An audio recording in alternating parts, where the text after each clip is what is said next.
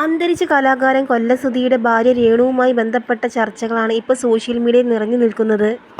തൻ്റെ ഭർത്താവിൻ്റെ വിയോഗശേഷം ഏകദേശം 1 വർഷത്തോളം കാലം സോഷ്യൽ മീഡിയയിൽ നിന്ന് അപ്രത്യക്ഷയായ രേണു ഉടൻ തന്നെയാണ് ഇൻസ്റ്റഗ്രാം റീൽസിലൂടെ തരംഗമായി മാറിയത്.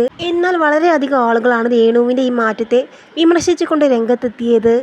എന്നാൽ രേണുവിൻ്റെ വിഷയവുമായി മമ്മൂട്ടി നടത്തിയ പ്രതികരണമാണ് സോഷ്യൽ മീഡിയയിൽ ഇപ്പോൾ തരംഗമായി മാറുന്നത്. മലയാളികൾക്ക് എല്ലാവർക്കും ഏറെ പ്രിയപ്പെട്ട കൊല്ലം സുധിയുടെ മരണം വളരെയധികം ആളുകൾക്ക് ഉണങ്ങാത്ത മുറിവ് സമ്മാനിച്ച ഒന്നാണെന്നും തനിക്ക് വളരെയധികം പ്രിയങ്കരനായിരുന്നു സുധി എന്ന് മമ്മൂട്ടി പറയുന്നു. കൊല്ലം സുധിയെ ബഹുമാനിച്ചതുപോലെ തന്നെ അദ്ദേഹത്തിൻ്റെ ഭാര്യയെയും ബഹുമാനിക്കണം. ഭർത്താവ് മറ്റ് സ്ത്രീകൾ ഒരു സന്തോഷവുമില്ലാതെ പുരയ്ക്കകത്ത് തന്നെ ഇരിക്കണമെന്നുള്ളത് പഴയ ഏർപ്പാടാണ്. രേണു തന്നെ പലവട്ടം പറഞ്ഞിട്ടുണ്ട്, സുധിയേട്ടനാണ് തനിക്ക് ഏറ്റവും ജീവനെന്നും വേറൊരു വിവാഹത്തെക്കുറിച്ച് ആലോചിക്കാൻ പോലും കഴിയുന്നില്ല എന്നും രേണു പറഞ്ഞ കാര്യമാണ്.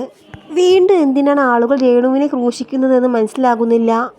രേണു അവർക്ക് അറിയാവുന്ന രീതിയിൽ റീൽസിൽ അഭിനയിക്കട്ടെ, അതിലാർക്കാണ് ബുദ്ധിമുട്ട് എന്ന് മമ്മൂട്ടി കൂട്ടിച്ചേർത്തു.